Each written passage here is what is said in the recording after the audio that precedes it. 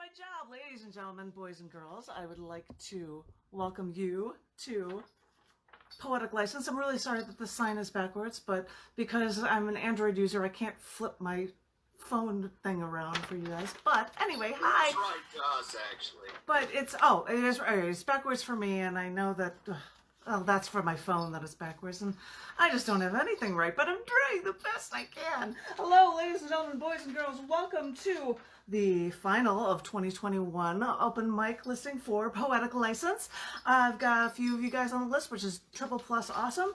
I was going to start by reading 3 poems, and then, of course, we're handed on over to the Zoom host. Thank you again so much in advance, John F. McMullen. But I usually start from reading things from most recent issues of magazines, and I choose them based on accepted writing within it. And someone, I think it was Bill Tope, that had a piece that was called Man on the Street, and I just instantly thought of this one photo that we took in Chicago at Damon North Milwaukee of this guy sitting on a fire hydrant, just being all depressed and such, or whatever. It just was the coolest photo. I've had this thing for years, and I'm like, I have to so use this photo for this because, you know, he's the man on the street, right by the pawn shop and everything. So, anywho, I thought I'd share with you 3 poems from here. It's kind of dark here, but we will see. Let me see if I can get a light on this. Probably not. All right, well, I'm going to try it without the light.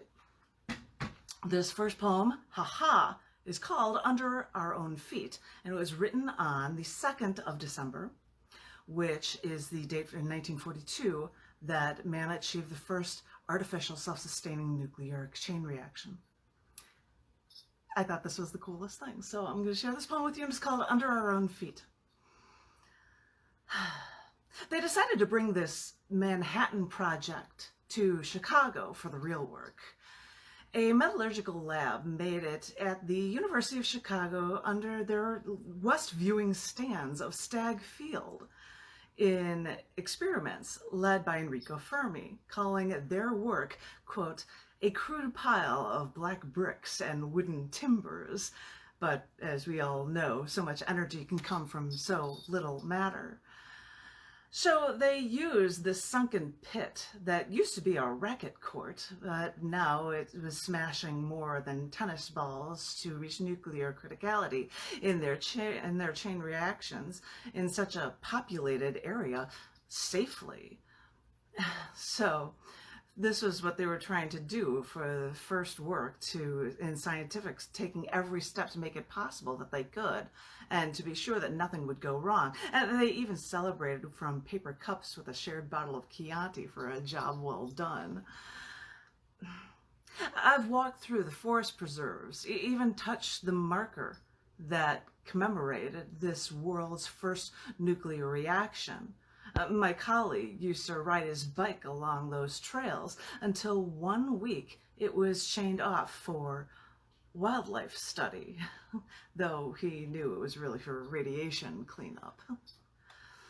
I think of what we do to ourselves, to the world, and wonder how sometimes the strangest events, the strangest horrors, and the strangest discoveries may all be right under our own feet, and we don't even know it. It was amazing to just go in Chicago at the time, be riding along and be like, oh, this is where they decided to bury it, because it was far enough away from the city at the time. But of course, everything expands and everything gets really huge, right? And so this is where we were ending up living and visiting. So this next...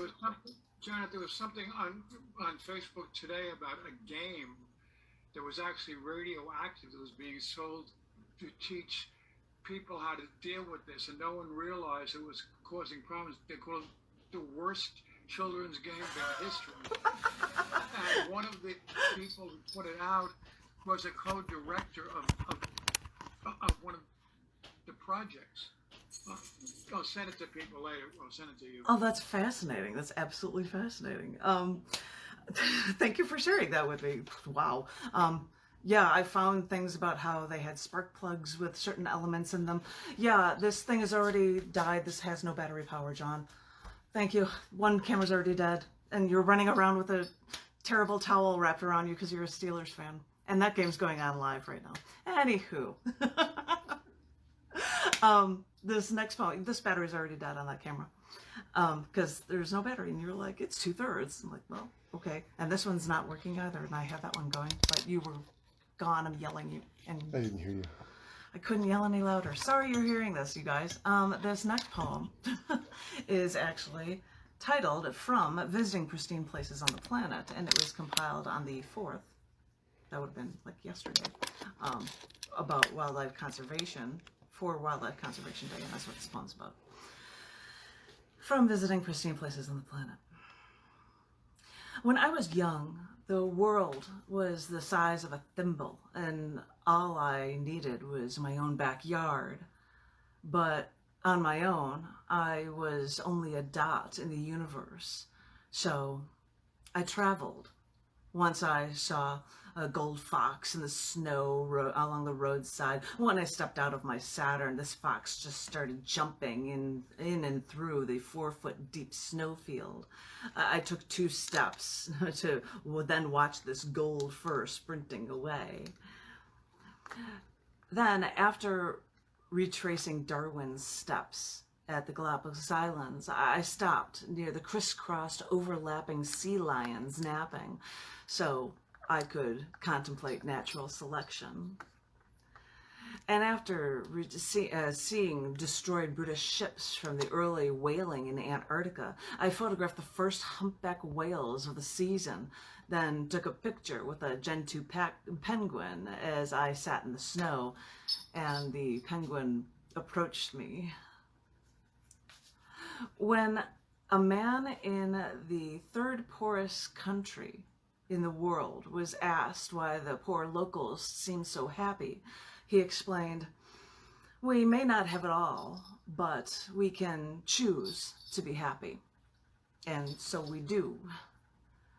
And with these words, I proudly choose life. I choose life for the orcas and humpback whales, the chinstrap and gentoo penguins, cormorants, gulls, and terns. I choose life for the giant petrels, storm petrels, finches, Nazca birds, even the sea lions and the marine iguanas. I choose life for the Wyoming bison who passed me on the street. I choose life for the deer who approached us as we slept in the grass under stars. I choose life for all of the mass-farmed animals mankind slaughters because they choose to consume death and not life. I choose life because without mankind and mankind's civilization, that's where wildlife thrived. I'm looking at John as I'm saying this stuff, and I've got one more for you because I'm trying to relate these things to things related to December for you guys. This one is called Knew the Word, and it was written on the 3rd of December for the 1818 date that Illinois became the 21st state in the United States of America. That was the day it was done. And, you know, thank you very much. And this one is called Knew the Word. Actually, John should listen to this because this is the relative of his that concerns this poem. Knew the Word. Did a man from my very distant familial past know what he had found, discovering this rich land with so much to offer? Did he know what he took from the people who knew this land all too well? Whether he knew or not, we remember those once holders of this sacred land, the Algonquin-speaking tribes native to this land. They knew that the word Illinois really means tribe of superior men. I cannot speak for what any ancestors did to you, but just know that I, personally, hear your words, know your meaning, and will honor this land as if it has always been my own. For to me, Illinois is only my own, which I honor the way you did, as I know and I now honor you. Little thing about Illinois there. Hi, thank you, Tom. And there's no longer a cat in your screen. But hi, welcome to you. I gave you a fix of a couple poems related to December from cc&d, Man on the Street. Da, da, da, da, da. If you want to know anything about it, scars.tv/ccd. You can find out all about it. But enough of that stuff. It is time to hear from the man that hosts these Zoom meetings. And so, John F. McMullen, are you ready to take it away with 3 poems?